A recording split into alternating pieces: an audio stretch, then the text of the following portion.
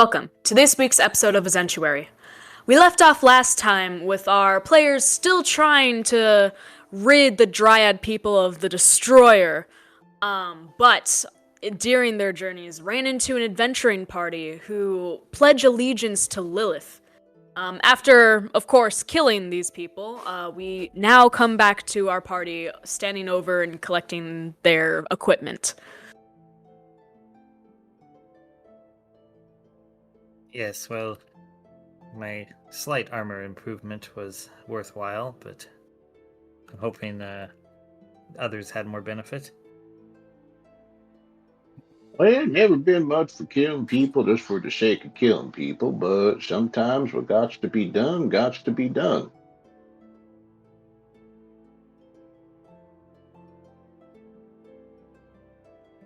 I got what I needed. And then Yusa just hefts the leg over her shoulder.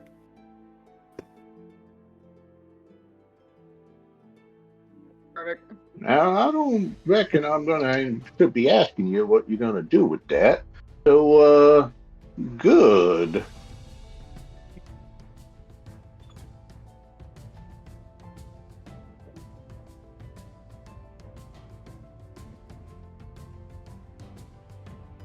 Well, I suppose. Pep just kind of wanders away from the group to sit down and start whittling a stick and says, "Oh, Pep, you did it again. Got yourself in with another bunch of hickeys. Well, here's what it is. Hickeys? Yeah, like little people that are out in the countryside. Right. Functional question. How long has it been since our last long rest? Well, you've been moving since Pestilence. You guys didn't rest after Pestilence, did you? Yeah, we did. We stopped in the town and spent the night. That's right, you did. Well, it's at least late afternoon. All right. I'm decently injured. I'm down to less than a quarter of my hit points. I'm not too bad on spell slots. I know that Pep could use a recharge. He's down at least 2. Yes, sir. So That perhaps I be. before we delve further, we should hang out here for a while. Allow Yusoa to, deal with her wound. I can deal with mine. I know Pep wants to don that chainmail armor and attach his pots and pans to it. Then we could have a small, just kind of sit down and do some crafting and whatnot. We were supposed to be having a meal. Yeah, I reckon. I don't know why I never thought of this before. This here mail of chain is incredibly easier to attach pots and pans to than just some old leather jerkin. Look at this. All the hook holes all over. Just imagining it kind of looks like a fishnet with a bunch of things just caught up in it. Yeah, pretty much. Kind of what I was thinking. Well, my philosophy. If you need to eat when on the road, why the heck are you going to put your pans into a pack when it could be perfectly good right here on the noggin? Or other parts of the body as may be needed. It reminds me of the time. Never mind. Yes, Pep.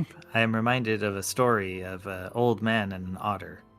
The old man insisted on using pots and pans, but the otter insisted that he had a perfectly good belly to eat all of his food off of, so pots and pans were not needed.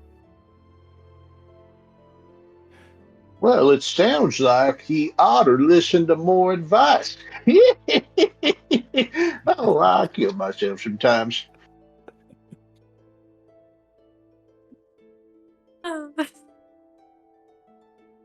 So, long resting then, get ourselves recouped, regain some hit points, all that stuff.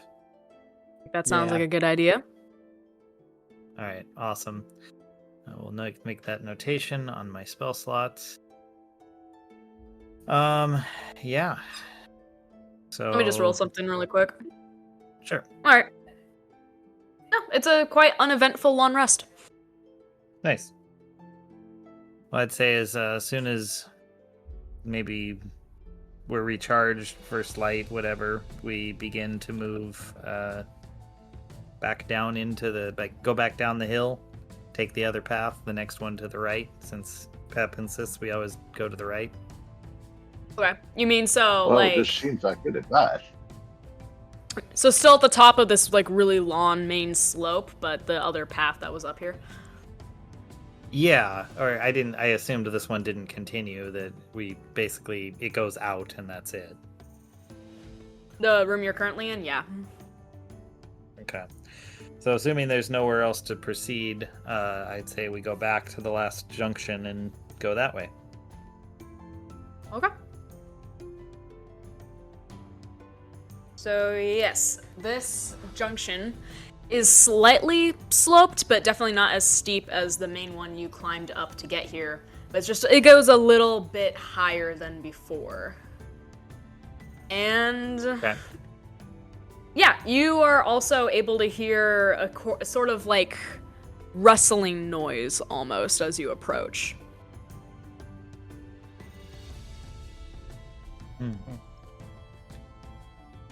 Yuso hear that? hides behind Tor.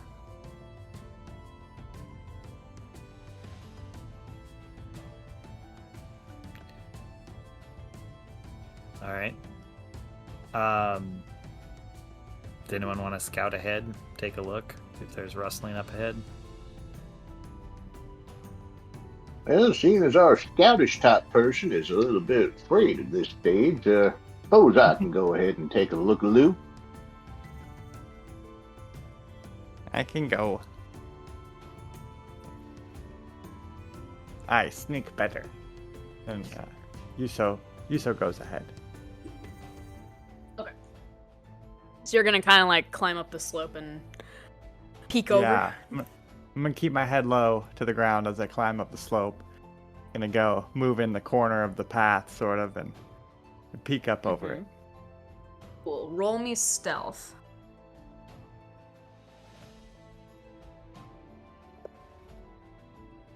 That's 21.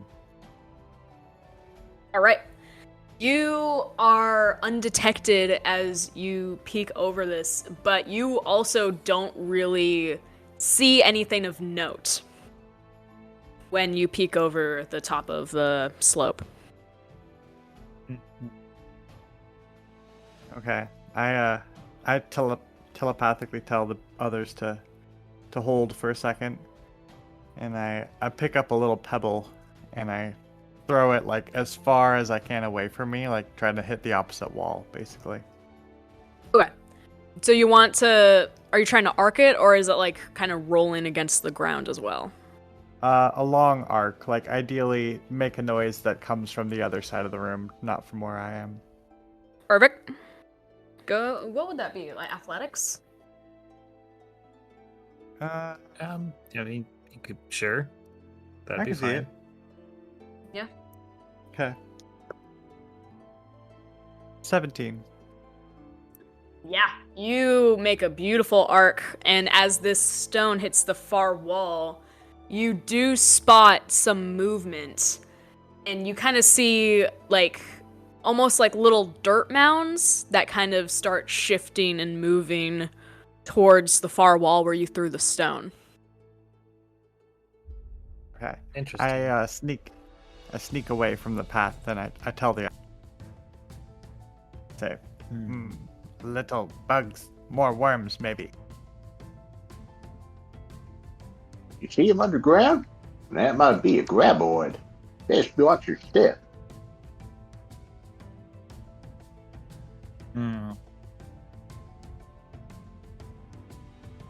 How far is it across from where we're at? It's about, I want to say like it's a good like 40, 45 foot tunnel to the back. This Okay. feels less like a rounded room and more like a tunnel. Okay.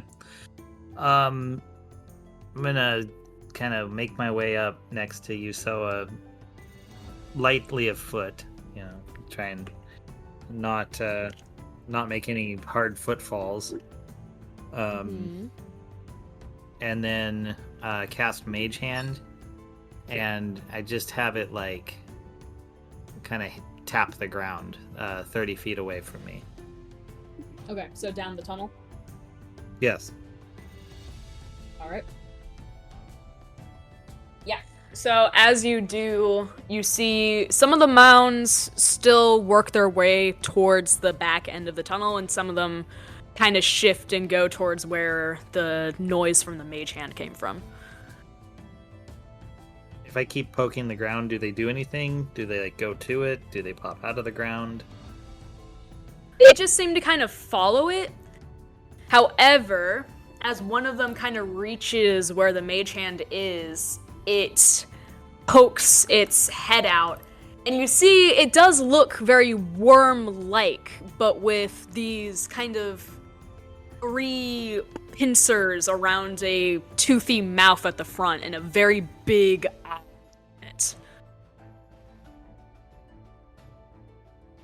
Well, in that case, I'm feeling like I should take advantage of the situation, and as soon as it pops up, throw a firebolt at it.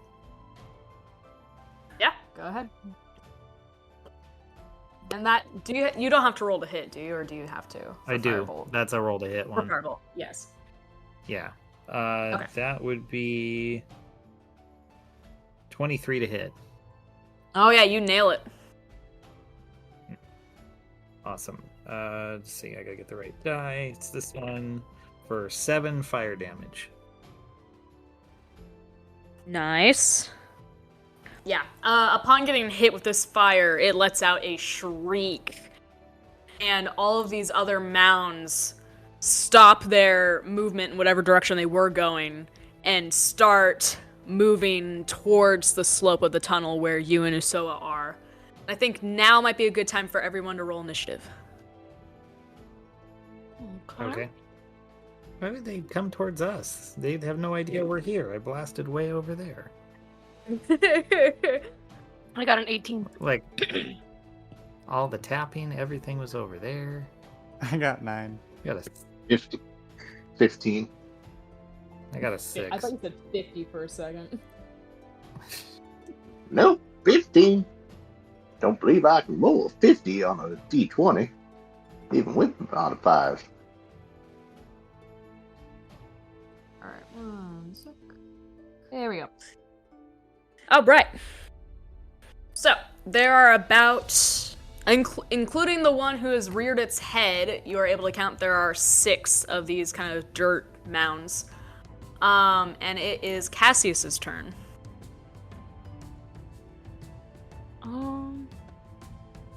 I'll probably just do, excuse me, an Eldritch Blast at the... Did it take down the one that they shot at before? No, that one is still writhing.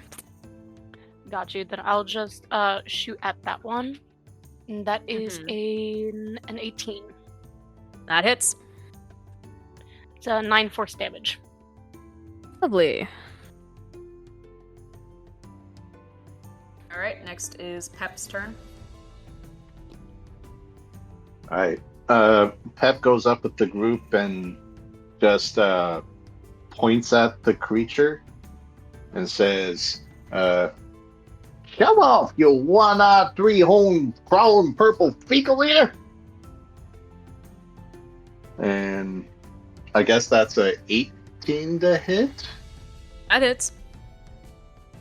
So it needs to do a save. I always forget.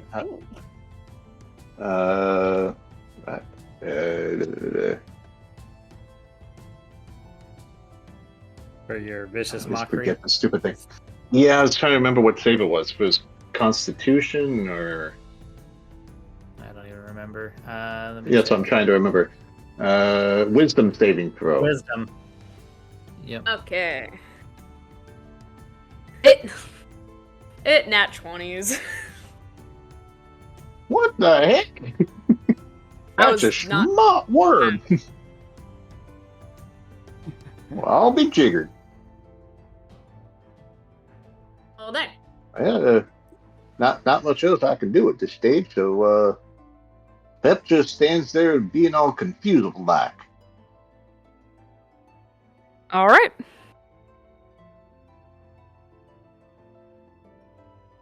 One sec. Okay. Next is Usoa's turn. Okay. I'm gonna throw my psychic blades at the worms.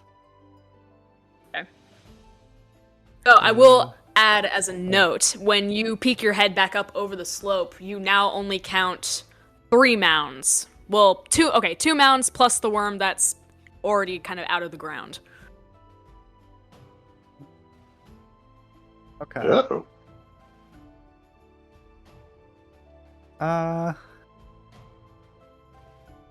Yeah. Okay, I'm gonna still do the psychic blades. Yeah.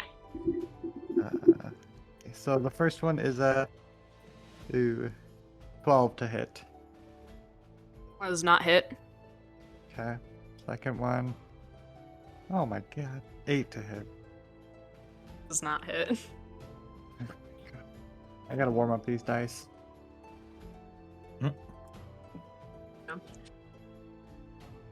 That's okay, they're quite slow.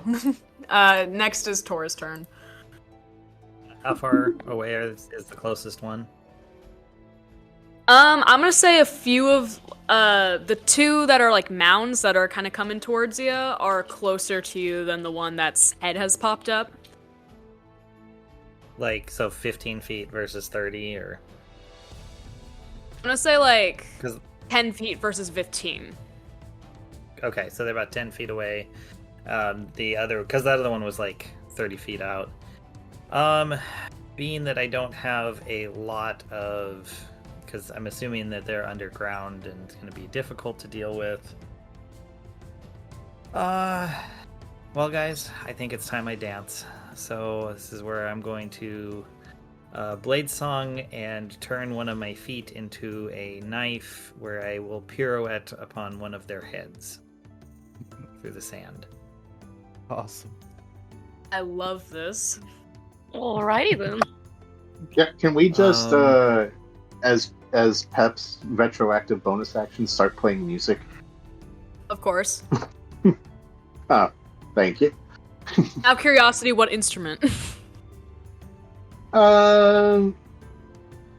Let's see here. Panpipes. Perfect. Alright, so All right. Tor, for that action, do you roll anything to I hit? do. Like, is there any stats for I do roll to hit. That is a 16. that does hit. Okay.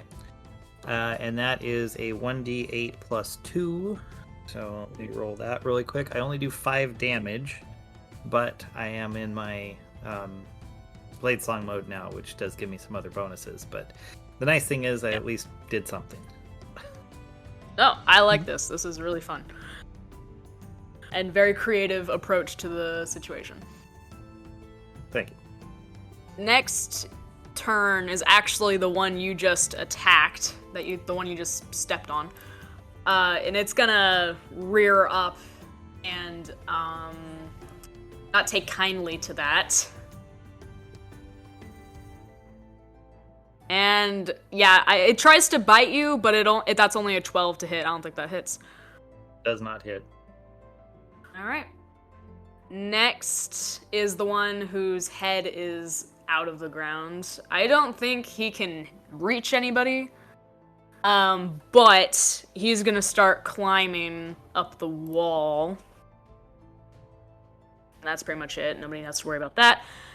And then the one behind the other mound is going to pop up at Tor and try to bite them as well. That's also just a 12 to hit, so that doesn't do anything, and I believe we're back to Cassius. Okay. Excuse me. You're excused. I'm really tempted to use a spell here, but I only have so many spell slots. I just might go in again with another Eldritch Blast at whichever one is closest. That'd be one of the two that are fighting Tor. Okay. Does it matter to you which one? No, not really. Alright. That's a 19. Sure hits. 7 force damage. Alrighty. And next is Pep's turn. Well, it's heads out of the ground, ain't it? It is. Yeah, there are three three of them have their heads out of the ground. That you can see. Alrighty then. Well, y'all see Pep's ladle start to glow a bit, and he goes in to do a whack-a-mole. And that be... Oh, let me see here. Need to double check my attack modifier. Yeah, that's a 22 to hit. Yeah, it hits. Right. Oh, well, that kind of crappy damage. That's only 3 bludgeoning, but, oh, dang it. 1 radiant. Wait, yeah, 1 radiant. Damage is damage. Yeah, weren't that good of a more whackage there, but, you know, it is what it is. Yeah. And then, actually... What do we have to roll? It's not a saving throw, so...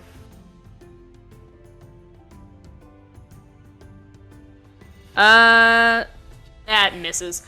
But Cassius, you hear a thud next to you, and you see that one of these worm-like creatures has fallen from the ceiling and has just barely missed you and landed, like, next to you on the ground. Ew. Am I able to do a opportunity of attack or no? I don't think so, because he missed. That's fair. And next... Let me see really quick. Now one. Alright. Cassius, you get a very funny sight as you watch yet another one of these worms fall from the ceiling, but he lands directly on top of his friend. Holy shit, and kills him. Oh my god! Well, less work for me, I guess. Holy. Yeah, not great. Not his best moment. And it's Usoa's turn. Okay. I am going to take aim at one of the worms or the blobs, the dirty blobs that look like a worm in the ground. I'm going to shoot it with my short bow. All of the ones that are in the ground are popped out, but yeah, you can shoot one of those. Oh, okay. Okay, I'm going to shoot one of those. Alright. Only a 7 to hit. That does not hit. Is that all you can do this turn? Yeah, well, I could take a bonus action and like hide. Yes, so I'm gonna do that. Alright. Sounds good. And next is Tor's turn. Yeah, I'm trying to think of what to do. I think I just dance and as I roll from this one, I want to roll from this one to the next and turn my one foot blade back into a foot and then do a handstand turning one of my other hands into the blade and punching it into the next one over. Okay. Does this only do damage to the one you're moving to, or does it do damage to both? Yes. Yeah, the way it's written, it only does damage to the one I'm moving to. But that's only a 14 to hit. That does not hit. Damn. So I attempted to stab in the ground, and I literally just stabbed the ground, missing the creature. Sorry, guys. That's Oh, okay. Good try. However, the one you just got off of is very upset, and he will try to bite you yet again. And that is a 17 to hit. That actually does not hit. Does not? Nope. I'm in Blade Song mode, Oh. so my AC goes up equal to my int modifier. Damn, alright. Yeah, that doesn't hit. Next. Yeah, that one doesn't really do anything. Okay, the one you tried to hit is also gonna try to bite you. And yeah, he totally misses. And let me see. Aha! Finally. This is a 22 to hit. And Usoa, you feel something land on your back, and you feel these mandibles dig into your shoulder as you take 7 piercing damage. Okay. And there's now a weird worm monster on your shoulder, just kind of latched on. And next is Wait, does Cassius's turn.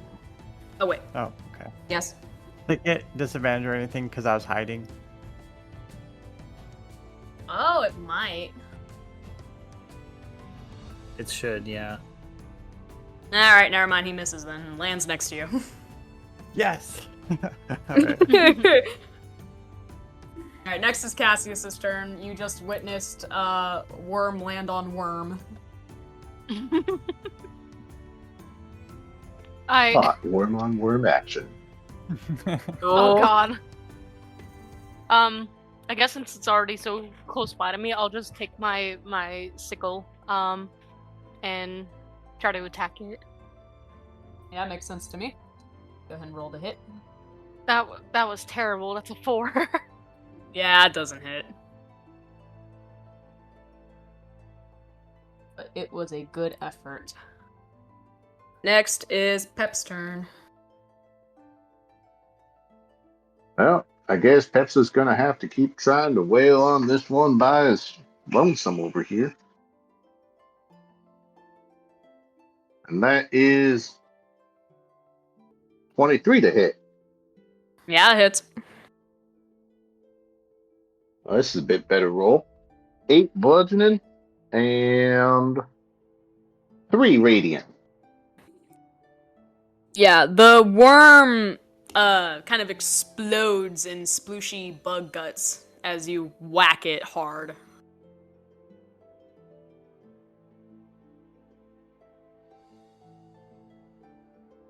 And it is dead.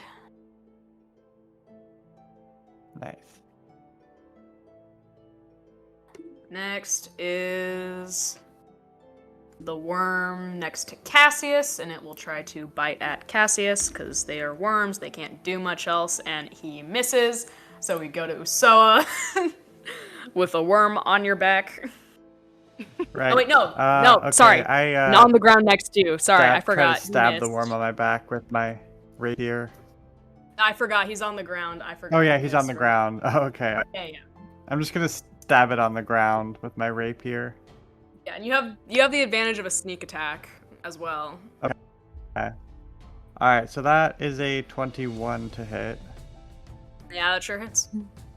Okay, so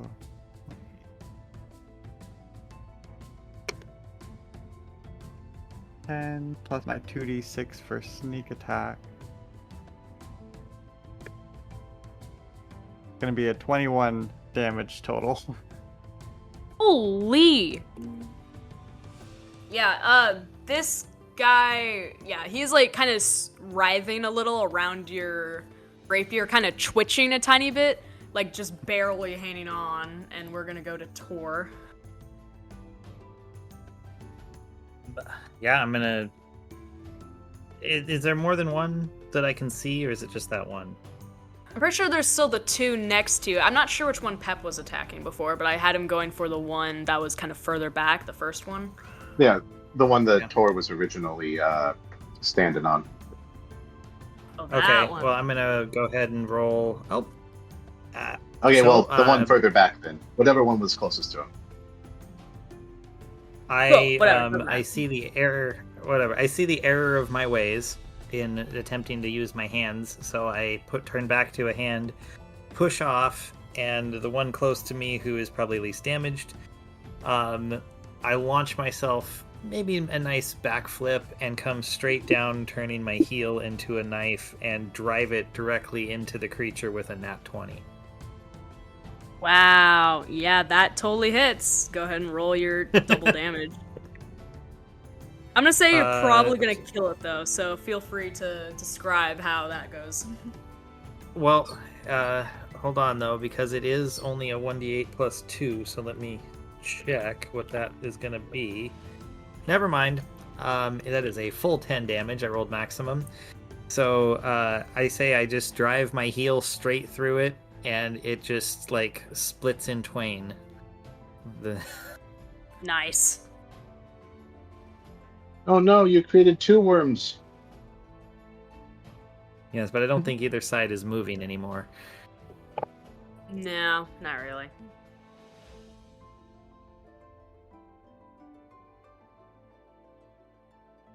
All right. Okay. That was ridiculous.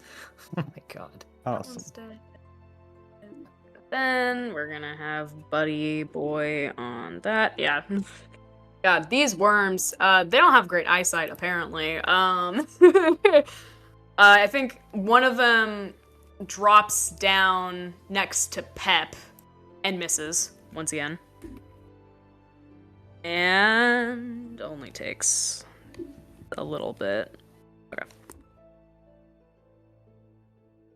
And then it's the one by... Oh yeah, this is the one by Ustoa.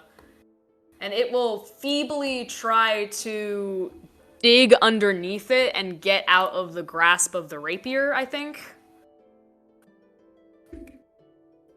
But yeah, it totally fails.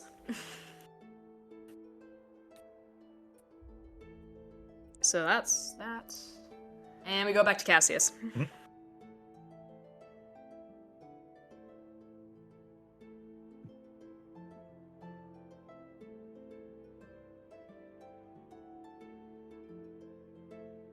Hello? Cassius? Cassius? Do we have a Cassius? Nope. I'd say we don't. Nope. Oh, oops, sorry. I didn't realize I had muted myself. I said I was just gonna go in with my sickle again. And then I started ranting about roll 20 because I got a fucking 8. Yeah, it does not hit. I'm just imagining, okay. I'm just imagining this little worm thing kind of blinking at you as you, like, miss both times with the sickle, just stabbing the ground on either side of it. Nah, he's just too wiggly. I can't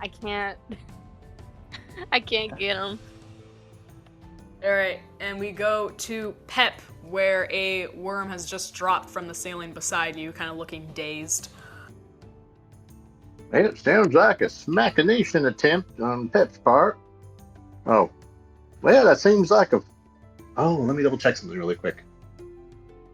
I love the really sudden I might have... break out of the character voice.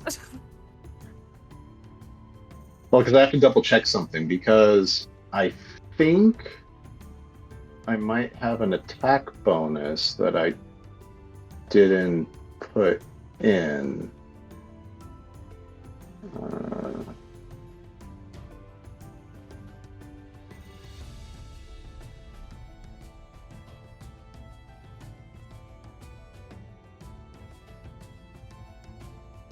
Okay. I did not do this, so never mind. This is a 14 to hit. That does not hit. Just barely. And then... Do you have any bonus actions you can take, or is that your turn? Well, Pep keeps playing his pan pipes with his other hand to bolster Tior and his Stabikins. Sure. The worm Tior... next to... Oh, sorry, go ahead. What does it say? So Tior gets a bonus 1d4 when doing attacks and such. Oh, well, thank you. Oh, cool. You gotta respect the panpipes. The worm next to Cassius is gonna try to snap at his ankles. That's a 16 to hit. Yeah. Finally, they did something. And that is 5 piercing damage. Okay. As it kind of just latches onto your ankle with its mandibles. Gross. And then it's Usoa's turn. Okay.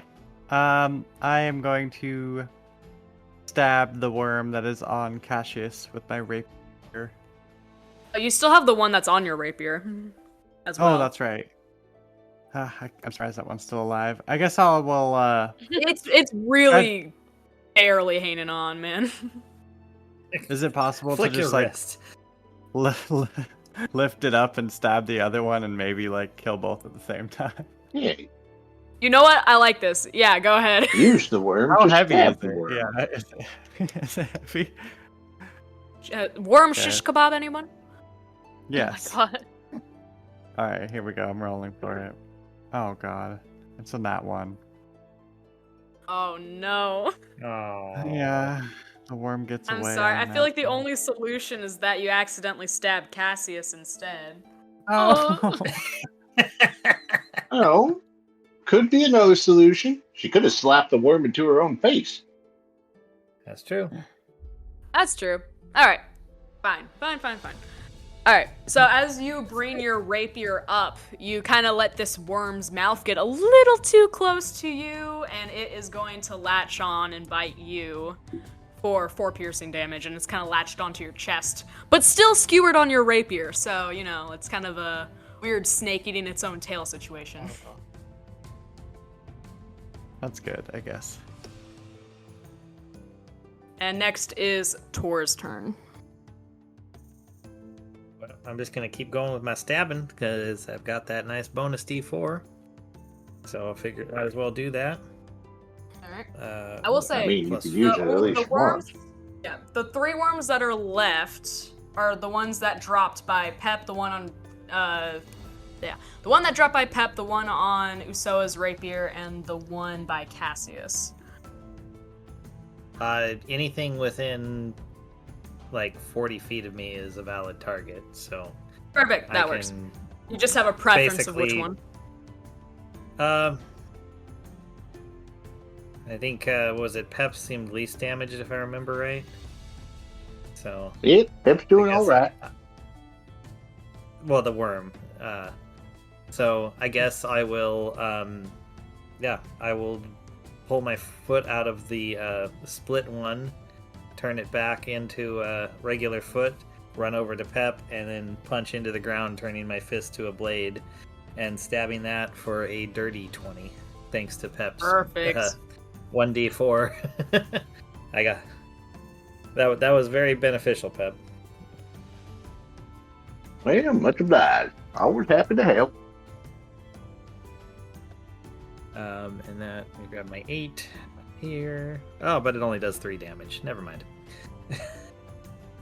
I will say, no, this thing is not doing well, though. It is in a similar state to Usoa's, and it's just kind of twitching. Okay. And it Just is... had to laugh. I went from rolling max to rolling minimum. And it is that worm's turn, and it is going to try to bite at you in response. And it's going to miss. Then we go to the other almost close to death worm that's on Usoa, and it is going to try to bite harder, and it also does not do well and misses. And we're back to Cassius. Is there any like where is Cassius specifically like at this moment? Because you said that the worms like fell from above him. Yes. I didn't think you had climbed the slope, so you're probably either like midway of like the kind of slight slope before this tunnel, or you're like at the bottom of it. Okay, so With this like worm latched on to like his like ankle or something, I think it would be really funny if like he just starts just like bashing it up against the wall, like just like kicking it, against the wall. I like this. Mm-hmm. I don't know what you would roll. Is there like a kick? Maybe kicks. It would be a string for because it's just a melee attack basically. Yeah. Okay. But it would unless you're proficient with unarmed or improvised weapons, this is pure strength, I would say. Yeah. Well, I don't have any additional strength modifier. But I rolled a 15. I mean, you definitely hit the wall. What would the damage die be for that? 1d4 plus strength. Yeah. That's 4. Yeah, you definitely banged it against the wall, but it is still latched onto your ankle for sure. Damn. All right. I tried. No, I encourage the creative actions. They're always a lot of fun. I like that a lot. And we are back to Pep Ridge Farm. Well, hot diggity! I'm gonna take me another swing. I'm pretty sure the that'd be a one. nat 20. Yeah, you definitely hit it. Yeah, the one that is right there that is barely hanging on. Yeah, on like Tor's hand. Yeah, I'll which make gets hold it hit there for you, so. basically, and I treat it like a T-ball swing. Then Perfect. while piping away tombs, Pep just readies up his ladle and smacks it for 4 bludgeoning and 3 radiant. And since it's a crit, I guess that would be doubled, so 8 bludgeoning and 6 radiant. You could have killed it by the whole thing. sneezing on it, so yeah, it's dead. Yeah, so we just have this exploding worm bits flying back down the tunnel. Perfect. I approve. Damn. And Pep keeps playing. Keeping the Tior all happy like. Nice. All right, we're back to Cassius Ankleworm. God. And I think Might have fun title. upon being hit against the wall, it is actually gonna let go and start climbing back up towards the ceiling. And that's pretty much its entire turn. And we are gonna go to Usoa. Okay, I throw my psychic blade at it. The one climbing up the ceiling or the one latched onto your chest? Oh god, there's still that one. Alright, never mind, I'm gonna get the one that's left on my just chest. won't die. Yeah, I'm gonna stab it with my dagger, my secondary weapon. Alright. Let's see. Oh, that's not 20 to hit. Yay, my rolls are turning around. Yeah, go ahead, describe how you kill it, because it's gonna die. Okay, yeah, I just, I stab it straight through its little worm mouth, and then I hold it up on my knife, and I fling it onto the wall. Perfect. This little slimy worm body just kind of slides down and hits the floor. Yeah, nice. That death Now- was slimy, yet satisfying. It is Tor's turn, I believe, unless you have another attack, Usoa. No. Wait, make an extra attack as part of an action instead of a bonus action once per turn. I guess I do have one, like, if I use my dagger, there's this thing called Nick, where I can make an extra attack as part of an attack action instead of bonus action once per turn. Wait. Yeah. So I could attack the other one, right? Yeah. Sounds like it. Okay. Alright, I'm gonna shoot it with my short bow. Perfect. That's a 13 to hit. Does not hit. Damn it.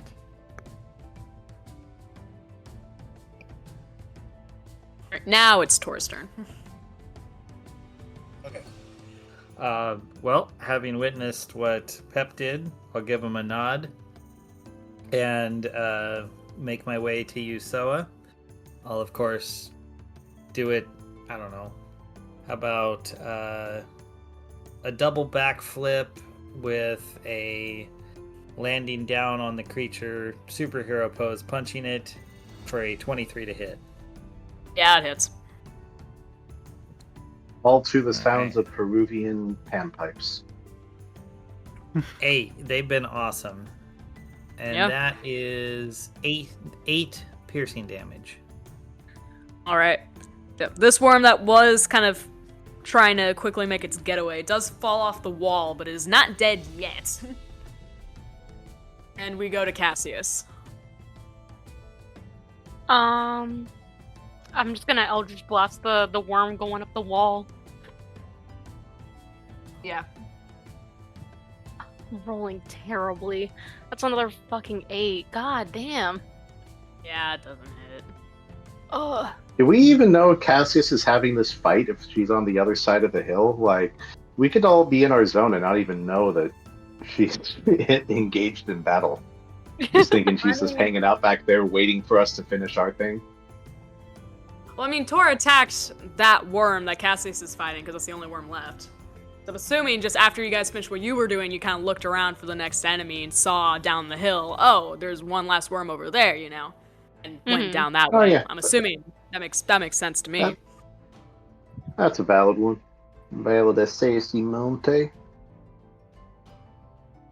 And speaking of that, Pep, it is your turn, and you watched Tor kind of go back down the slope and hit this worm, the final worm. How far away is the worm from where Pep is? It's a slope, so I'm gonna say the actual, distance, probably 15 feet. And it didn't crawl up that much, right? Still within reach? Yeah, when Tor hit it, it fell back down off the wall into the ground. Oh, perfect. Alright. So Pep goes up and says, "Charge!" Oh, and that's only a 14 to hit. That does not hit. But doesn't stop Pep from playing his pipes. Yeah, pipe's still going. He's got that pep in his step. Perfect. Alright. It is the worm's turn. Yeah, I think it's gonna try to burrow and get away.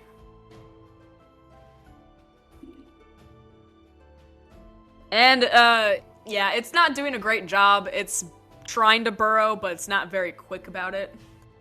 So it's kind of, most of its body is still kind of sticking up out of the ground. And it is Usoa's turn. Okay. I am going to... is it far away from me? It can't be more than 15 feet. Oh, okay. I'm just gonna run up and stab that one with my rapier, too. Perfect. That is a 23 to hit. That hits. Okay. That is 9 piercing damage. Yeah, you kill it. Nice. It lets I, out one sort of- final little shriek before falling limp against your rapier. Nice. I pick it up with my rapier and I sort of squeeze it a little bit, squeeze the blood out, and I say, "Dinner and a show," and then I drink the blood a little bit. I say, Bug "I like Now you I like- so. Wait, go ahead. Go I was ahead. gonna say, you should probably cook them things before you go and shoving them down your throat. You know, fresh fricasseed worm ain't too shabby, but I'm just saying. More of a sushi girl myself.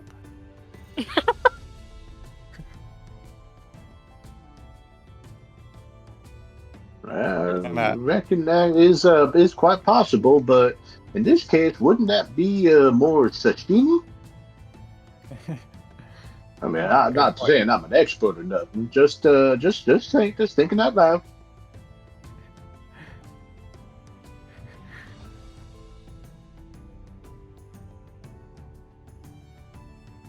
Nice. Alright, and like that, Anyway. it is quiet yet again, and there you do not see any more wormy movements. Yay. Literally quiet. Pep stopped playing his pipes. For now. All right, so I guess we'll look around through this tunnel, see if there's anything odd or out of place. I mean, I realize the worms were burrowing underground, but perhaps they churned up something or left something beneficial for us. Yeah. Yeah. Looking down this tunnel, you see that there are like really small type holes in the ceiling where you can see some more like shoddy sunlight kind of coming in through it. And yeah. What else? No, they just kind of look like little wormy burrows in the ground. You don't see anything other than you see some fur on the ground, some very large, like, hairs. Like in like a kind of a little fur clump. I should like to go investigate that. That is a 17 on my nature check. Yeah. You can discern that this is from a large, burrowing type mammal. But you haven't seen, like, you've seen these kinds of hairs before, but never this large. Like, this is of a gargantuan size that you've never seen, like, naturally. Interesting. Companions, it appears someone has, likely enlarged and then, made naked a mole. It's just a little clump of hair. It looks like something that could have, like, naturally fallen off. Oh, okay. I thought it was more like, had been skinned or shaved or something, like a big chunk. No. It's just a little clump, like when you walk around your house and there's little clumps of hair just from, like, humans shedding and animals shedding and whatever. But this is more noticeable because they're giant hairs. Oh, like they're very thick and, like the hair itself is extra thick. It's like a redwood trunk of a hair is what you're saying. Exactly. Gotcha. I'll make some rope out of it. Perhaps I there's swear, only you guys enough have for you like to make 3 a sets of string. rope at this point.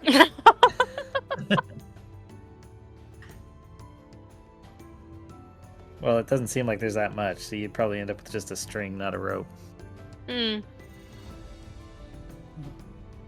you Toothbrush. could like knit it into something. Who knows? Yeah. A toothbrush? Who said that? That's me.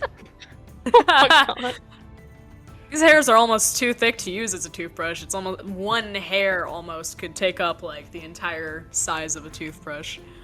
Dang. Oh, jeez.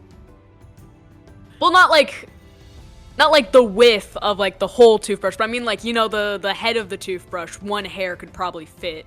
Yeah. Yeah. Right in there. Damn. Perhaps you use this hair to make the handle of the toothbrush, and then other hair to make the brushing part. You can make an all hair toothbrush. Yeah. There's a market for that. It's there. I Guarantee you think could that's sell it at a like the pretty alternative traditional co-op. market.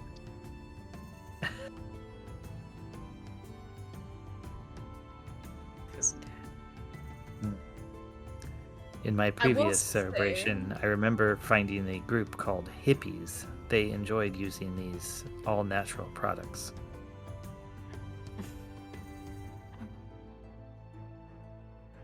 Good point. Sounds like a Well, since dim sorry. problem. Gork is, I'm trying to figure out how because to you're looking respond to around that. and you rolled. Yeah. Sorry. Go ahead. Go ahead. What? No, go ahead. Everyone has too much to say about the all hair toothbrush. All right. Anyways, You know what they Tor, say: I will. here today, gone tomorrow. Oh my god. We Alright. need to move forward. Yes.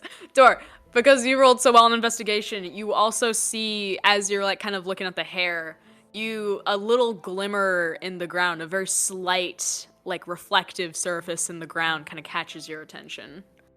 It's like a little deeper down in the tunnel. Fascinating. I should like to be. I'll be drawn towards it, and like go investigate. All I right. follow. You see that it is some sort of raw gemstone. Is it like embedded in the dirt, or is it just like sitting there? Embedded in the dirt, yeah. But like a little bit of it has been uncovered from either the excavation process or from the worms. Enough that you're Right. able to like spot like a reflective side of it. Fascinating. I'll push the.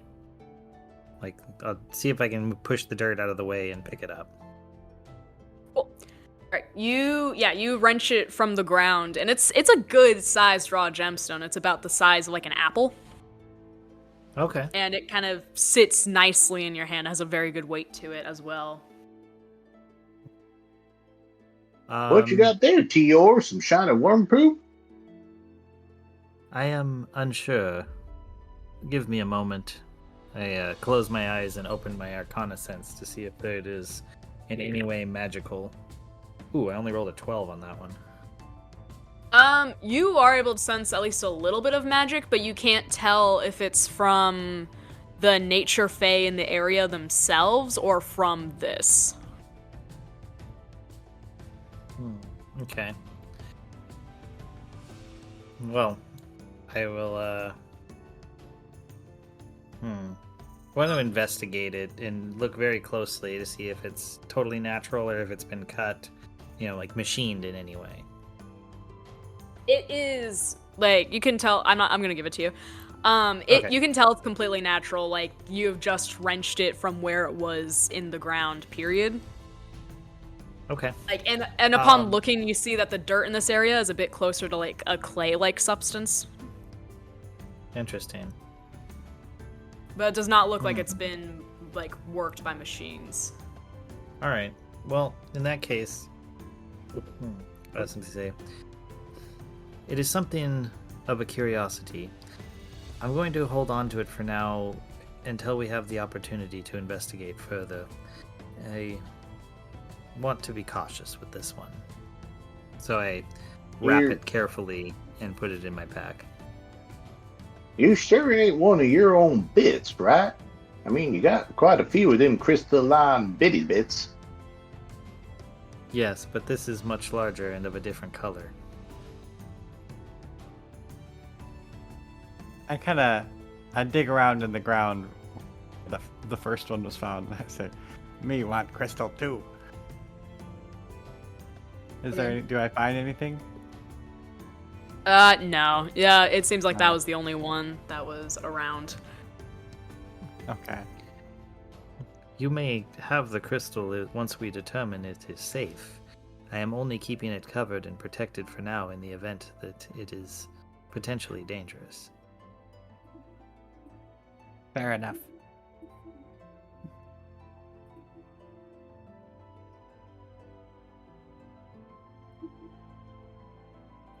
There is an old story from my homeland about a halfling that found a gem similar to this, and when he picked it up, it sent everything he knew to an evil king that was attempting to take over the land. Thankfully, the halfling was a complete idiot, so the king actually learned nothing.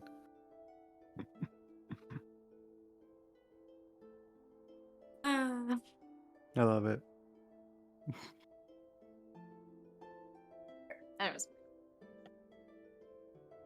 Yes. Unfortunately, so you are not able to find any other gemstone in the ground. Okay.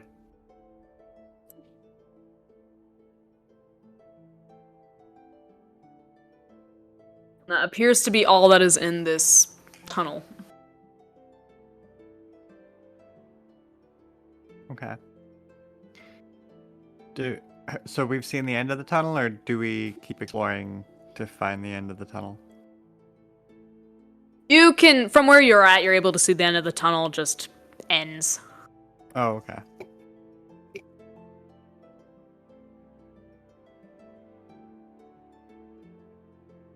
Well, and there's no other Perhaps doors. we go back Yeah. and look for a separate branch. Alright. What about the holes near the ceiling? They appear to go up to daylight. We must be at similar height to where we were when we met the adventurers. Need to delve deeper. Yes. Agreed. Again, perhaps if we can go back down and find another branch.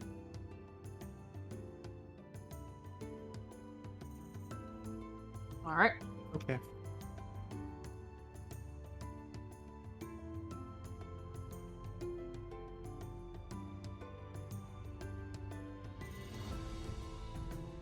So, So- I guess, yeah, we head down and do another right.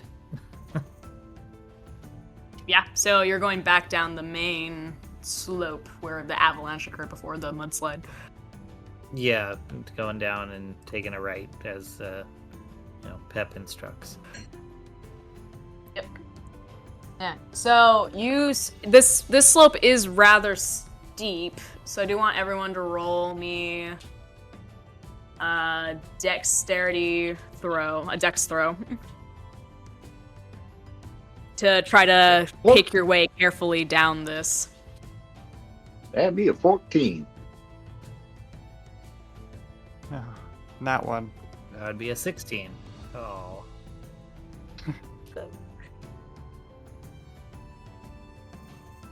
Alright. Usoa, as you're trying to pick your way down, you step on a rock that kind of loosens itself in the mud and falls out, and you go with it, and you kind of tumble a bit down this slope until you kind of hit something. You hit against something, and it stops you, and you look up into multiple eyes as a very large arachnid creature with large claws and a kind of spiked, curved tail kind of glowers down at you, and it lets out a rattling hiss as it spots you. Oh, no. Yeah, I think it is gonna try I- to grab you. Okay. Sounds good. But it misses. Oh, good. A claw goes into the ground next to you.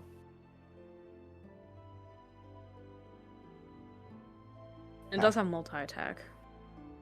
And when it misses with its claws, it's gonna try to sting you with its tail. That also misses. So he also hits the Okay. ground right next to you. So both fail. Okay.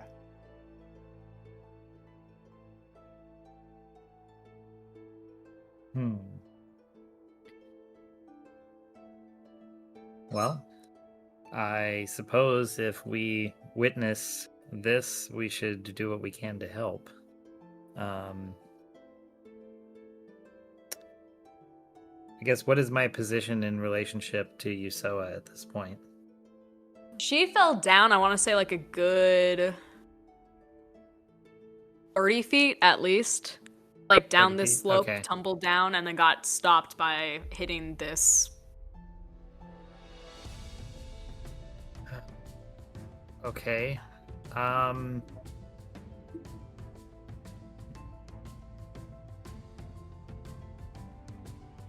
Can you go all bladed like again?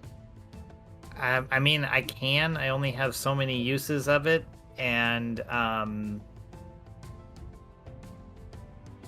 mean, yeah. Yes, I can. Okay. Okay, I gonna jump I see what happened. I'm gonna use a bonus action to initiate the blade song and attempt to kind of slide, run, jump down, and pound myself like a drill into the top of this thing. Good lord. What am I doing? Oh, Alright. you're saving me. You're saving You know, I got to admit, this version of Tior sounds about 1,000 times more effective than just a spell slinger. I'm going to start calling him the T-1000. Oh, good lord. So that is a 21 to hit. Yeah, that hits. Oh my god. Alright. Freaking hell. That is 7 damage as I slam into it. Nice. Yeah. Hopefully with some additional force of just my body weight coming down on it. I mean, I am 186 pounds. Oh, yeah. I think, yeah.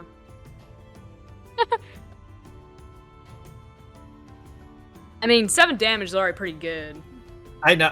No, I was just, I was only saying it just because I was imagining the physics of just like a body jumping down 30 feet and slamming. I'll give on you an top of extra the blade. 1d4 bludgeoning. Oh god. Okay, thank you. That's 3.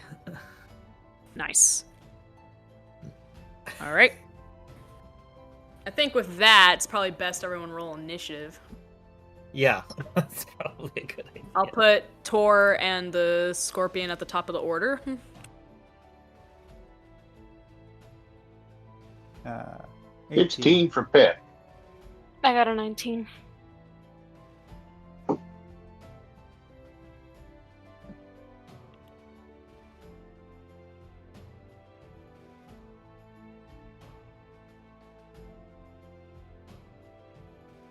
What did Uso get? Oh, sorry, I got an 18. All good. Sorry, I just didn't hear it. 18. All right. Everyone rolled very, very well. And I believe after Tor goes, we start with Cassius. Oh, okay. You know what? I actually... Hold on, let me look back at my notes real quickly.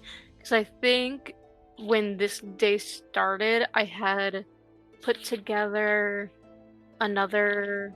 I had rolled again for the pact. For the pact boon. Okay, yeah, here it is. So I got Pact of the Tome, and so I added on Firebolt for that, so I'm gonna go in with that here. Perfect. Go ahead and roll the hit.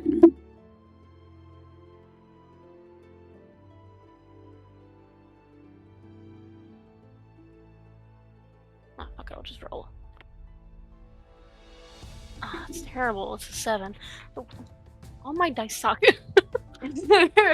Yeah, but Doesn't matter if it's online or not, it sucks. I'm so sorry. All good, all good. I'm just bitching. Alright, well, after that is Usoa's turn. Okay. I am going to try to see.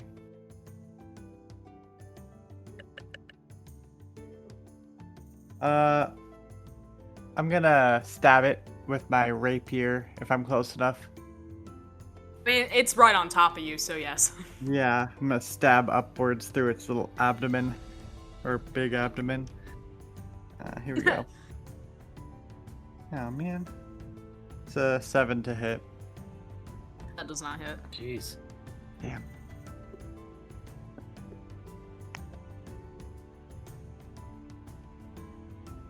Any other actions you want to make?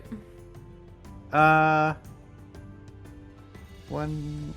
No, I don't have any. I guess. Well, yeah, I will use a bonus action to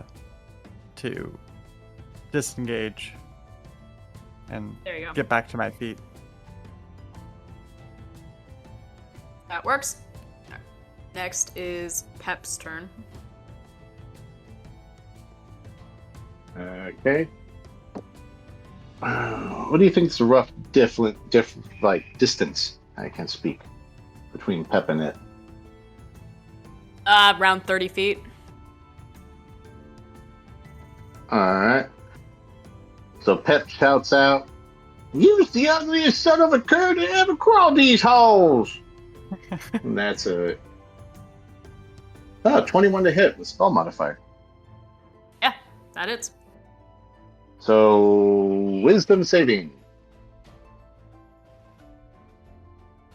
All right. It got a 16. That beats me. Damn, all these bugs be very wise tonight. Aptly. Anyway, Pep starts playing his pan pops again, and Taor gets his little 1d4 bonuses. Nice. Get a bit of inspiration when you're doing the stabbing. Never hurt nobody. Except our enemies. God. Sense. So you start playing this, and the scorpion kind of rears up to grab at Tor, who's on its back, I think, still. Yep. And actually, its claw gets like smacked away as a giant spider comes and deflects the attack. And especially you, Pep, are able to recognize that this is the giant spider that you resuscitated earlier. What? Why are you backstabbing? No, And it attacks- He's here to help. Oh, he bites it's helping her. us. Oh, okay. I imagined it was like deflecting towards attack. Sorry. I can't. I'm just misremembering Sitch these days. My memories ain't as good as they used to be. Yeah. At least you remembered that. So yeah, it uses a web attack and strings up the scorpion's claw. And 1 sec, I gotta roll one other thing.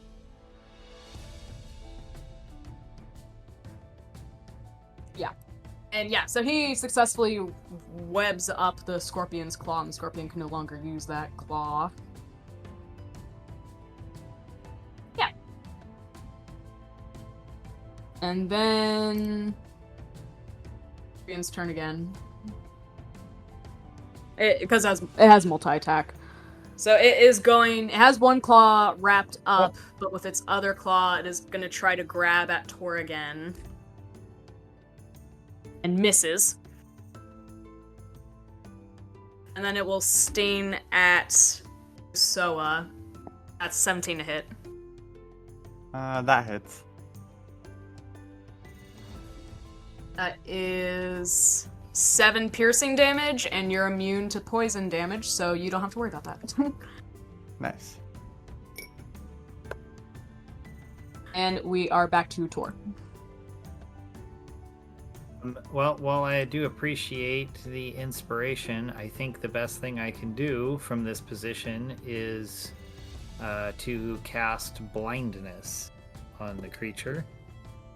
So I need it to make a Constitution save. Alright. It gets a 9. It fails. So it is All right. now blind. So everyone All else has advantage on it. It has disadvantage. And I am going to use my movement then to slide off of it and go down next to Yusoa. Perfect. Friendly I like this a reminder lot. for you. Soa, sneak attacks work whenever you have advantage on a target. Yep. So I'm going to slip in front between Yusoa and the creature, hiding her. Oh, well, also since it's blind, I think I have. Is that what you're You have- saying? Is that I have advantage? You do have advantage, Yes, but you get full sneak attack bonus, I think. Well, whatever. I'm down next to you. Oh, That's okay. what matters. All right. Yeah, you get full sneak attack regardless because of the advantage. Any sneak attacks whenever you have advantage on a target. Just That's saying. true. Old Pep Ridge Farm remembers when that was a mechanic. I believe Thanks, it still is. All right. With those words of wisdom and information, we go to Cassius. All right, I'm gonna try Firebolt again. All right, you have advantage. All right.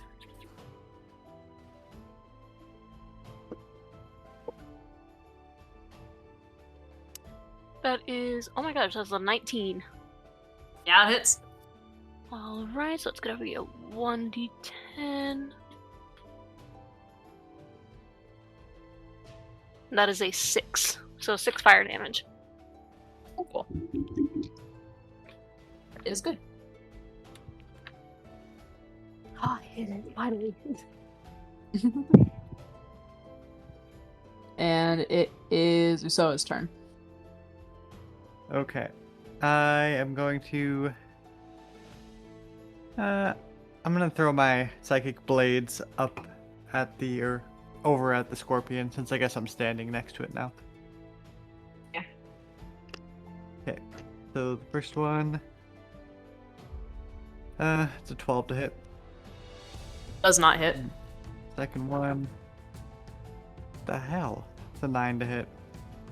You're rolling with And this advantage? is with advantage? With advantage? Oh, okay. Alright, well, we'll call the first one. That was the 12 then for the first one.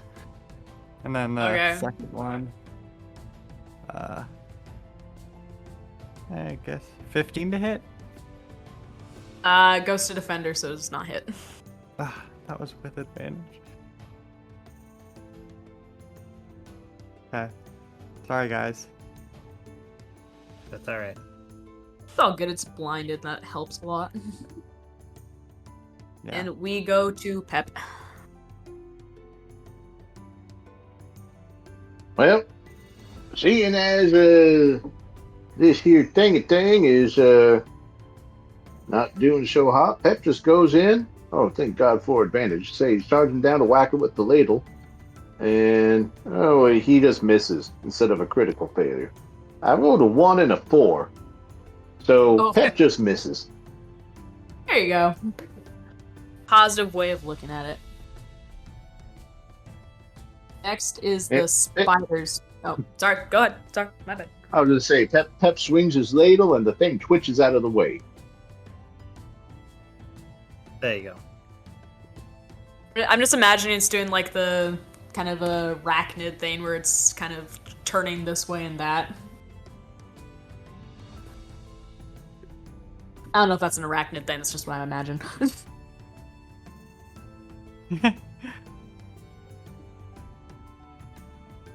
Alright. Next is the spider's turn, and it's gonna bite at the scorpion, and it gets advantage, thank God. And he still misses. Oh my gosh. It's a slippery scorpion we got here. Mm-hmm. Yeah, jeez. Alright, it's the scorpion's turn. He is gonna try to attack the webbing that is holding one of his claws together. Let's see. 10. 5 HP. Okay.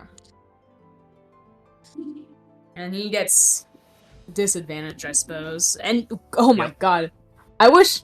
I'm not gonna say I wish I was attacking one of you guys, but he rolled a 19 and 18 with disadvantage. So yeah, he Jeez. takes out. Yeah. I'm rolling too well tonight. And I'm rolling too terribly tonight. Yeah. He successfully takes out the webbing. And he's gonna try to sting down where he remembers Usoa being, but he has disadvantage. He gets a 12 to hit. That does not hit. Alright, so he misses. He gets 3 attacks, actually. I read this wrong earlier. And he will try to reach down with his claw as well. No, that does not hit. Nice. And next is Tor's turn. Well, part of my reason for coming down here was to stand next to, well, I'm thinking we're continuing one of our previous operations So I'm gonna give a nod over to Yusoa and put my hand basically to her back and be like, you know what to do. And then I'm going to roll out of the way over to the far side, so the scorpion, if it tries to attack, has to have multiple targets. Nice. I like that. And it is Cassius's turn. All right.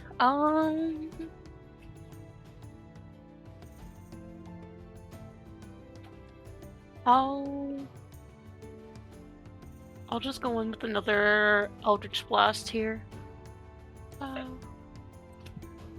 There's a 16.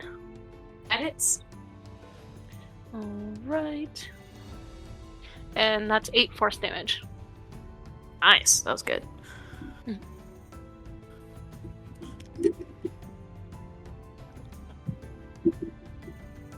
All right. And next is Usoa. Okay. I'm gonna start out with just my psychic blades. So I'm gonna go. My first one is 18 to hit. That hits. Okay, that's gonna be 9 psychic damage. Jesus. The other one is 20 to hit, dirty 20. All right. It's gonna be 4 damage. Now, just thinking out loud here. You just calculating in your sneak attack bonuses with any of them? Oh, no, I forgot to do my sneak attacks. Sorry, guys. So, I'll do my 2d6 extra damage. Jesus. That's where your So that's standard, per attack. and then don't forget. Yeah, per attack. Okay, so the first one is 11. Extra damage.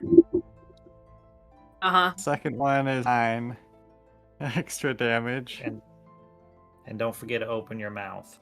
Oh yeah, that's right. I knew I was gonna get there. Okay, and then I open my Okay. mouth. Yeah, uh-huh. All right. And from it spews just a ball of lightning that impacts the creature for 12 lightning damage. Yeah, you fry it up good. Like, it was already skewered good and well from the psionic blades. But then, yeah, you just sent lightning up through its dead carcass, and it is very most sincerely dead.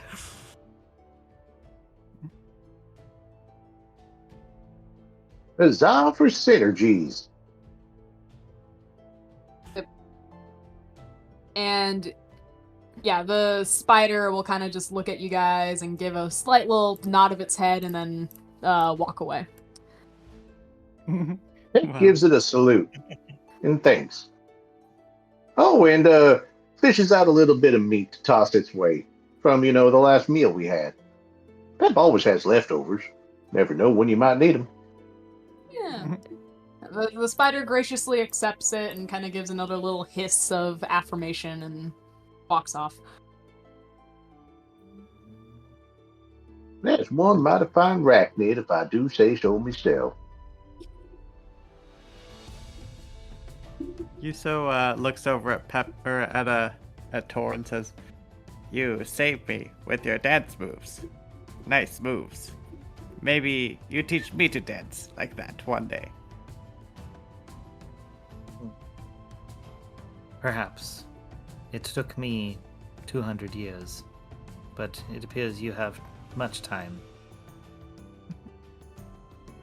That is a good point.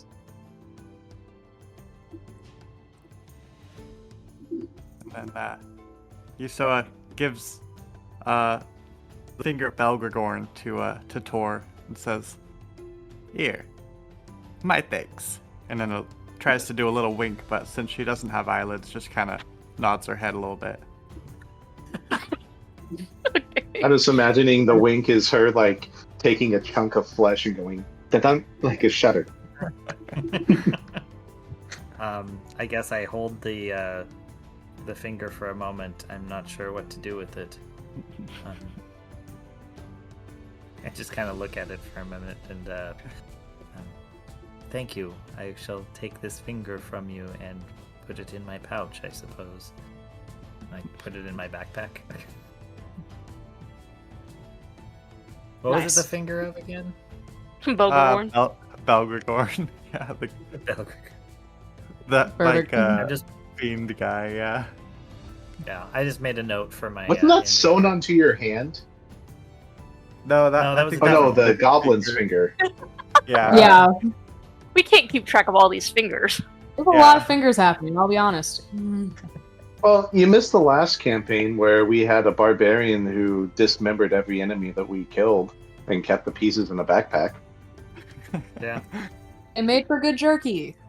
I like this. it did. It did, and he helped tame a dragon ish. Ish. It Uh, kind of worked. Anyway, anyways. Alright. And you see that beyond the scorpion carcass, which kind of does kind of slide down the slope a little bit, as it no longer has the traction. You see that this main tunnel slopes even further down into the deep. But from this vantage point, those with dark vision are able to see a slight kind of cavern in about like 60 feet further down. companions, should we continue to descend? Well, I Yeah. guess so.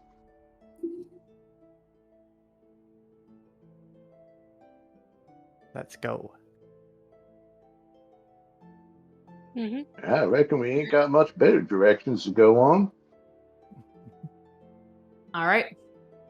You guys pick your way down this slope, and once again, after 60 feet, it finally levels out again and opens into this large cavern.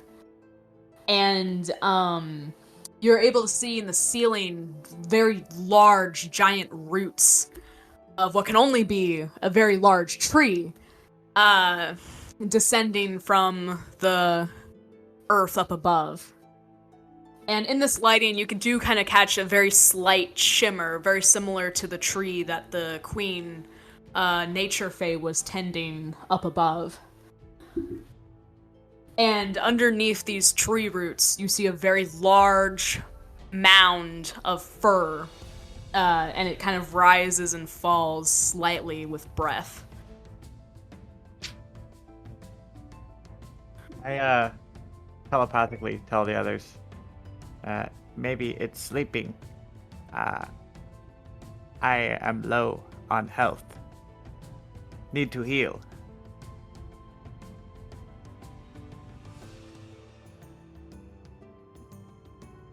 Should we have removed a pot from the last dispatched enemy and used it to repair you? Minor flesh wounds, but just many of them. I can repair. I thought you didn't have flesh. Is Some rotting parts- flesh kind of still flesh? Yeah, some It is parts flesh. more squishy than others. Ah, see. Perhaps that's- It's got a Pep few could do more some- years of mileage on it, you know. Yeah, like Perhaps I'm not sure how Right. Pep is gonna heal this. Like Well, I we mean- never established. you're basically mending, but I mean, use your restoration. Alrighty, now sit yourself down here. Let old Pep take a look at you. Okay. And I sit down and I kind of pull my shirt up where I've been stabbed by the scorpion thing. And by the worms. Repair. There's a restoration. Gotta think what I'm gonna be doing here. All right. Well, you restore. Well, as Pet's poking and prodding you, you feel a lot healthier and get 12 hit points back. Oh, nice. Awesome. There you go. I ain't seeing nothing too wrong with you, but then again, I don't know what's wrong or right with this, so there you be. Thank you, Pep.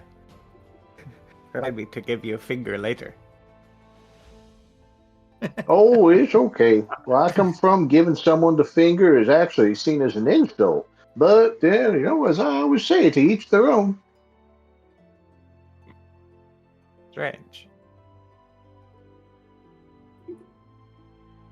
They ain't gonna dispute that.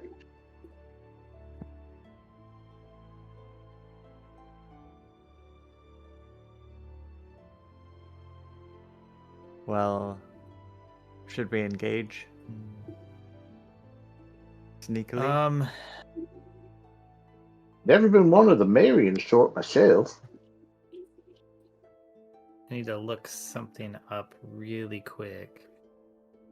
Okay. Dang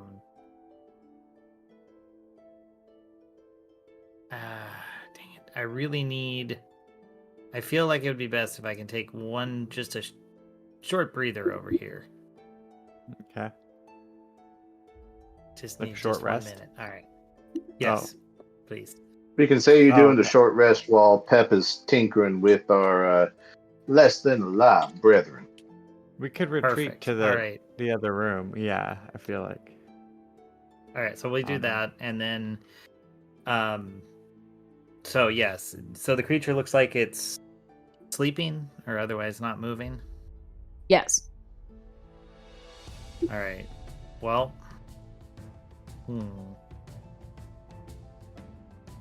I believe that when a creature like this is asleep, it is at a certain disadvantage to its constitution. I could attempt to make it to where when it wakes up, it is unable to see us. I like this. Alright, I guess I will attempt to stealth my way to within 30 feet of the creature. Okay. Do you want me to roll for that? Yeah, roll me stealth. You have advantage. I do? Oh, thank you. Well, That would've he's been bad. unconscious. Yeah, you have advantage. Okay, so 17 then. There you go. Yeah, you creep forward with no incident. Yep, you get close and you see this gigantic creature, its breath rise and fall. You hear a very slight kind of rasp to it. And you're All right. able to see what it looks like a bit closer Okay. as you come Well- forward. All right. Well, then, if that works, then yeah, if you could make a Constitution check. At disadvantage, I'm assuming. Yes.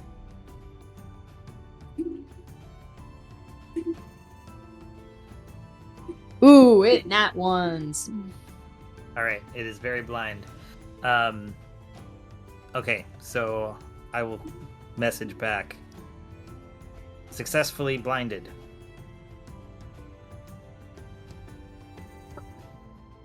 If anyone else wants to Okay. do something, go ahead. Aren't moles already blind though? I don't know, but I don't want to risk it. You know what? That's fair. That's fair. Ain't a blind mole rat, it's a blinded mole rat. There's a difference. I will just say, because I did research for this, not all moles are blind. Some Okay. are, but some are not. Got you. Okay. Nice. Okay, well, I'm down to be the first to attack. I'm gonna run in there, and stab it with my rapier, with advantage. All right. All right, I'm gonna go straight for the head. Actually, I'm gonna go right behind the skull, get it in its spine. Okay, here we go. Ah, man. It's a 9 to hit. With advantage? With Okay, advantage? hang on. Again, hang on. You said you're coming in with advantage. 14. 14 to hit. 14? Yeah. That does not hit. Ah, man. Yeah, I meant advantage by the sneak attack, I guess. I somehow forgot that I should roll twice for that. Anyways, moving Yes. Let me see really quick if it wakes up, though. on. Okay. Since it didn't get pierced, it just kind of got poked. Yeah, I'm gonna say it stirs, but it's not fully awake yet, but it's starting to stir and move. Nice. You tickled it.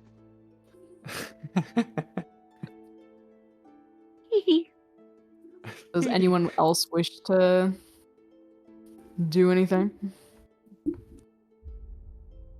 Well, Well, I'm pretty hopefully- sure. Or do we just roll initiative? I mean, Pep's a bit far away, But Pep so can not move. much to do. Yeah, I guess Pep gets close within 30 feet, best he can. Well, we're not in combat, so you could probably move a bit more. Yeah, because it's not awake yet. It's still kind of stirring. Mm-hmm. Well, and Pep gets as close as he can without waking that there bugger. Alright. And can he get close enough to give it a walloping? I don't see why not. Alrighty. Well, Pep readies his ladle, grabs it as best he can in his fist, says a little bit of a prayer, and goes to bonk it on the head. That is as you see, by the way now, the ladle glows with like a little more than previously. It's glowing about 30-foot light radius. It's super bright ladle. And he wallops it in the head for, as I said, it was 23 to hit. And that'd be 8 bludgeoning. Plus, just 1 radiant. That ain't too good. Oh, wait. Nice. No, I forgot about another thing. 3 radiant. No, wait, no, 1 radiant. 1 radiant. He didn't use his other thingy. Make up your mind. That's just 1. Alright. So yeah, the mole's definitely awake now, and he lifts his head and kind of gives a weird kind of squeaking noise, like, what? He is very confused, especially because he cannot see.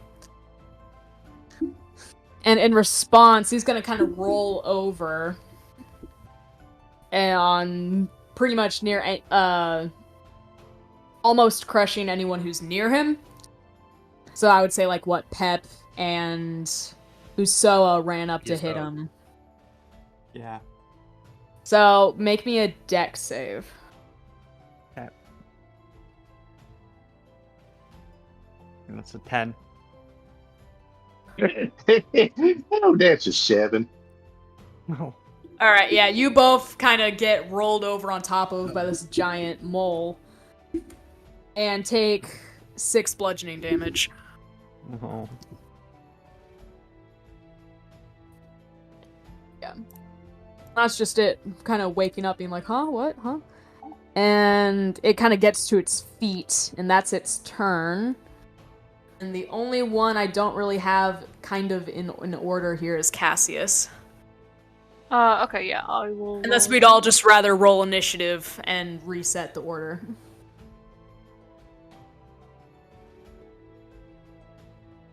I'm fine Hey, with it's that, up to you. especially if we wanted to give Cassius the lead. That sounds good. So initiative. I got a 12. I've got an order. It's all good. Everyone's in an order Okay. of turn. And Cassius, it is still your turn. Okay, got you. Then,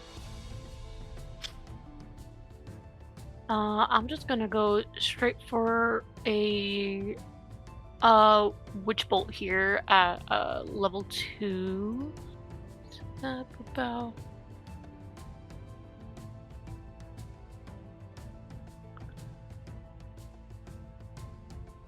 Oh god, that was terrible. That was just a 5. Yeah, it doesn't hit. You have advantage. That's right. You think with the amount of times Tor blinds enemies that people would remember the advantage part of that. No. Slightly better, that's an 11. Yeah, it doesn't hit. Alright. Well. That Alright. sucks. Going back down the line, we are back to Tor. You're the Stabinator. Yeah, and everyone else is decently far from me at this point. How I was 30 feet away. Yusoa, are you still within like 30 feet of me? I don't know. I've been rolled over on by the mole, so I think I'm you're like, down. kind of, yeah, I'm like crushed by it. You're Or, under like, it. I'm under it. Oh yeah, are we under it, or did we just get rolled over by it? It's on its feet, so it rolled over to get onto its feet, and in the process of doing that, hit you with the bludgeoning, but then it got to its feet, so you're probably like under its belly, but its belly is off the ground at least. Okay. Oh jeez. All right, hold on. Cassius, where are you in relation to me? I was definitely wanting to keep a little bit of distance, so I'm not sure. Where are you at? I'm about 30 feet from where the creature was, overturned and sleeping. I'm assuming it didn't move too much. It just rolled itself over. Okay. I'd say that Cassius would probably be in similar range to the creature then. Okay, you're about 30 feet from it. About it, yeah. All right. You're about 30 feet and about the same distance from me. Yeah, I'd say so. All right, so here's what I'm going to do. I'm going to run over to you, and I'm going to basically buff you, and as I run up and touch you, I say, get within 15 feet and talk to it. Oh, God. Oh, okay. And that's all I'm going to do. That's my whole turn. All right. Cryptic messaging. Yeah, very Usoa, I it is your feel turn. about It's my turn now? Yes. Okay. Alright. I am going to stab upwards at it with my rapier. Mm-hmm. Remember to roll with advantage. Okay, alright. Alright, that's a 24 to hit. That hits. 1d8. Plus sneak attack. Plus sneak attack, okay. So, that's 6 plus... So, that is 13 piercing damage total. All right.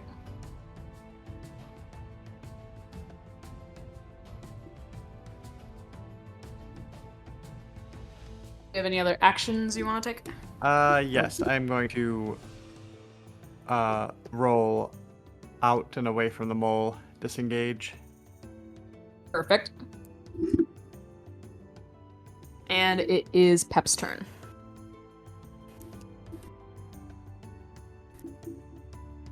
Well, let's see here. First, I'm going to maintain concentration, which he did. So Pep just kind of rolls himself from out under the belly and takes a swing at the head, which, that's only 13 to hit. That does not hit. Oh, wait, with advantage. With advantage. Sorry, I forgot. Oh, that's even worse. So never mind. Alright, now you do not hit. Pep's still a little bit woozy from getting rolled over. That makes sense. It is a very, very large mole. And with that, it is the mole's turn, and I guess it's gonna try to swipe at someone, but it has no idea where anyone is, and it has disadvantage. It somehow manages to hit someone, but I didn't think it was gonna hit anyone, so I don't have any idea who. It doesn't I rolled an 18 and a 19 with a +4 to hit, so he's gonna hit whoever he tries to swipe at. Let me just roll 1d4. So it is. I am so sorry. It's okay. And Usoa takes a whopping 5 slashing damage. All right. Okay. That could have been much worse. Could have been much worse. And we go to Cassius. Okay, I guess I guess I'll do what he told me to. I'll go up 15 feet, still keeping the distance that he wanted. I guess I'm just gonna yell up at it and just be like, I'm just gonna yell like, "Hey!" Like just to get its attention. He didn't say what to say to him, so I'm just yelling. That's fine. Okay. As you do that, Our word, kill. No, a blast of fire comes. A blast of fire comes from your mouth and hits it for 12 fire damage. Dang! Okay. Yeah, alright. Alright. Am I still able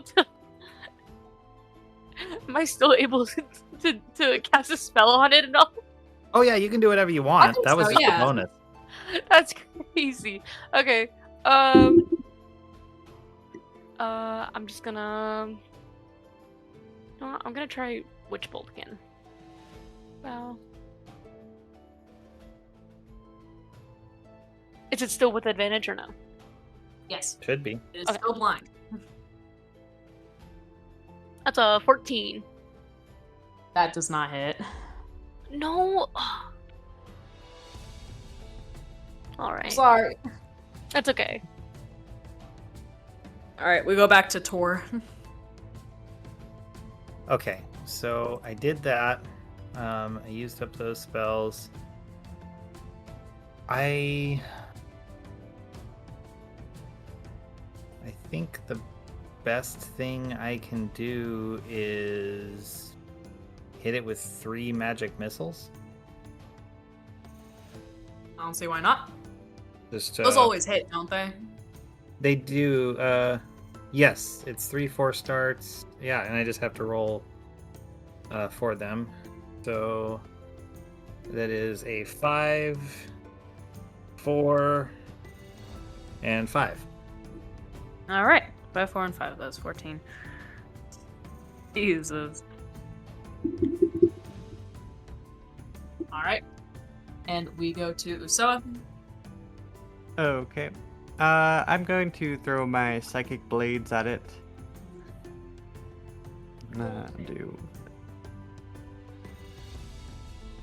Okay, so with advantage, the first one is a 13 to hit. Does not hit. Alright, and then the second one is a 22 to hit. That does hit. That one is gonna be 13 to hit with advantage?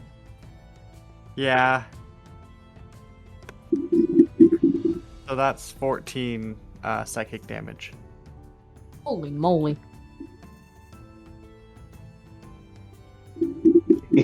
Yes, this mole has been drilled with holes. Yeah, pretty much. He's kind of staggering on his feet, and we go to Pep's turn. Yep. Pep readies himself and tries to do an old smackaroonie again. Alright. Oh, this time it's 26 to hit, so I think I hit that one. Yeah, you sure do. And go ahead and describe how this poor creature dies. All right. You see Pep with his glowing ladle raise it above his head, and he goes, for the overland, and smacks it on top of the head for a bunch of bludgeoning and radiant damage. Or do you really need me to read it out? I can do that. No, it doesn't matter what you roll, you kill it. Alrighty. Well, just wanted to check. And the he head has 2 caves hit in. points left. You're gonna kill it. Yeah. He definitely a dead one. Yeah. You whack it. It creels loudly as it kind of flumps over in like a big mound of fur and lies dead. Nice. Nice. And Talk about making a mountain out of a molehill. as you stand over its body, You feel a surge in energy as you like feel the triumph of your battle, and everyone levels up. Yeah. All right. all right. Besides the room you're currently in, by the way, there is an offshoot. On like the far side of the room, so yeah, on the far side of the room to the right, you can see there's a little offshoot cavern. Okay. We should go check it out. Okay. Right. So you guys go into this little offshoot, and you see there are a lot of like hard, large objects here. You can kind of tell these are like kind of excavation outputs that were kind of moved to the side into this room. So you see like a lot of large boulders and even some crates that were probably part of the Dryad settlement. But I'm just gonna say it's pretty obvious. You are able to notice, and it kind of is I can't think. You're able to immediately notice a chest that's kind of near the center of the room. Right. I guess mage hand to attempt to open it carefully. It opens easily, and it kind of creaks open. It's a worn chest, but you can tell it was once very well adorned. You know, like it once had very nice embellishments, but has since been, rolled in a lot of mud and scratched up by a giant mole. But inside the chest is a plethora of items. Ooh, items. Okay. Let's dig through and check them out. All right. On the top of the chest is a simple sling and a small, like, sack, like a leather sack. I should like to look in the sack, I guess. All right. You see these they look almost like dried beans, but a little larger. Yeah, Tor, roll me a history check. You Just to got see it. if you recognize this, perhaps. Plus history is one of my best attributes with a 19. Perfect. Alright, you recognize immediately that this is a magical item, and these are dried leeches. Huh. Okay. Oh. I'm just gonna really quick send the statistics into the chat for anyone who wants to look at that. Because Tor is able to recognize and remember what these are, like, perfectly.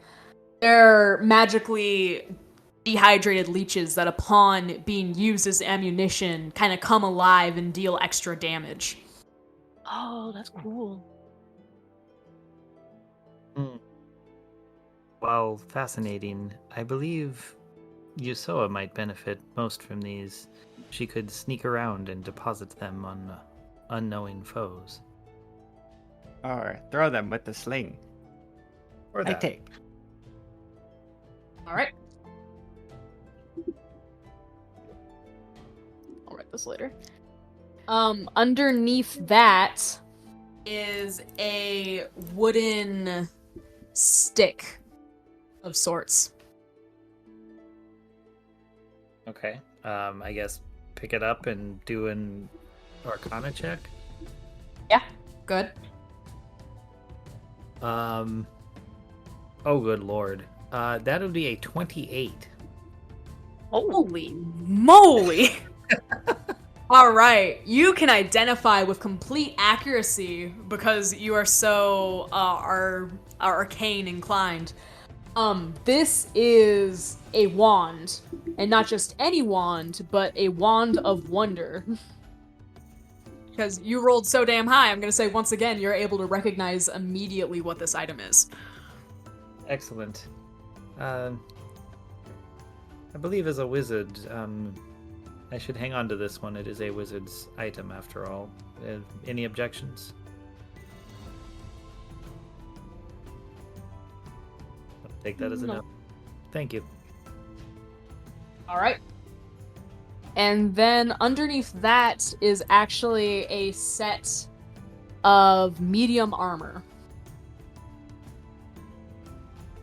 Okay, whoever can wear that. That's true. Light armor. I've changed. It's light armor. You thought it was medium armor, and as you pick it up, you find that, oh, this is actually quite lighter than I thought it was.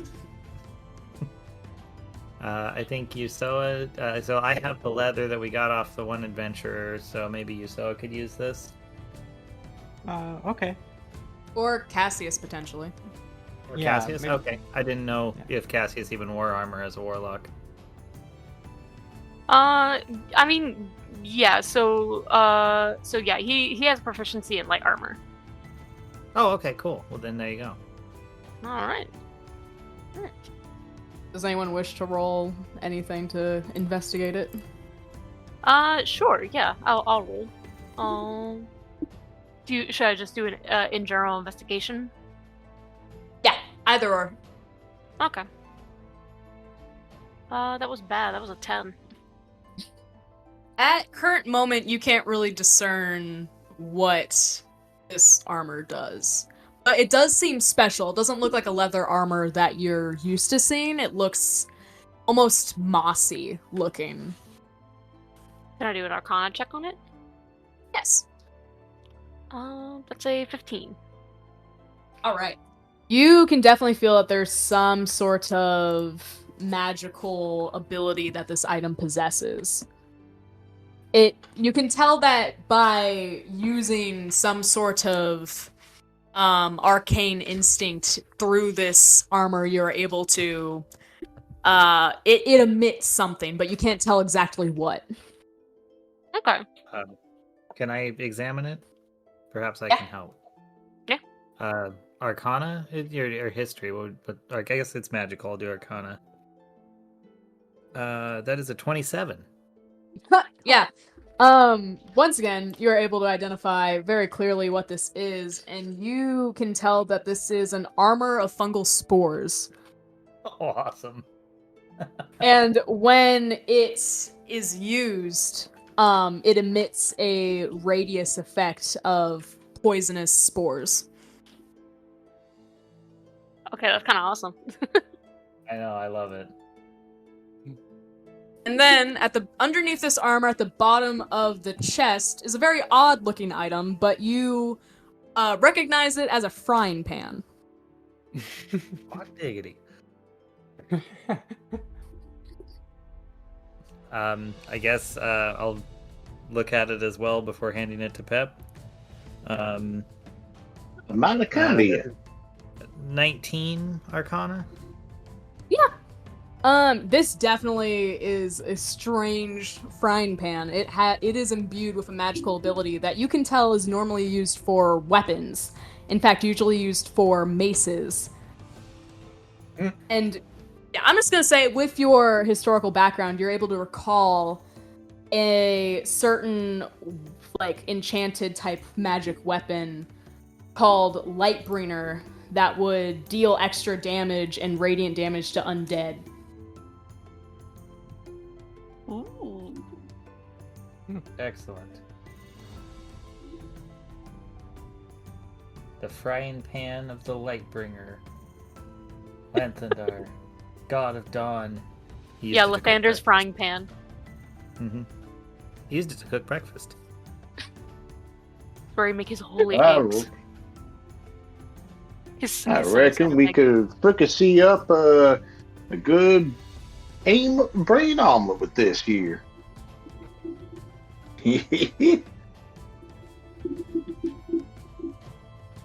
All right.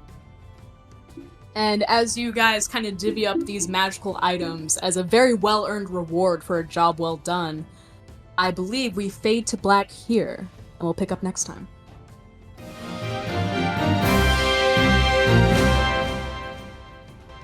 All right. It was excellent. So, since you said level up, and I've got my auto propagate sheet set up, I hit the next level, so we're 5, and it made my Arcana because I'm a wizard to a +11. So, Oh, jeez. Jesus. Yeah, no wonder. Yeah, you're like, oh, that's a 28. I'm like, how the fuck? No, how. I just totally figured it was like maybe a +8 or something, and you just got a nat 20 on that or something, and then like next was like a 19. That's what I figured it was. Yeah, it's the wizards are absurd. I found out anything with an int there that requires intelligence is just way overpowered.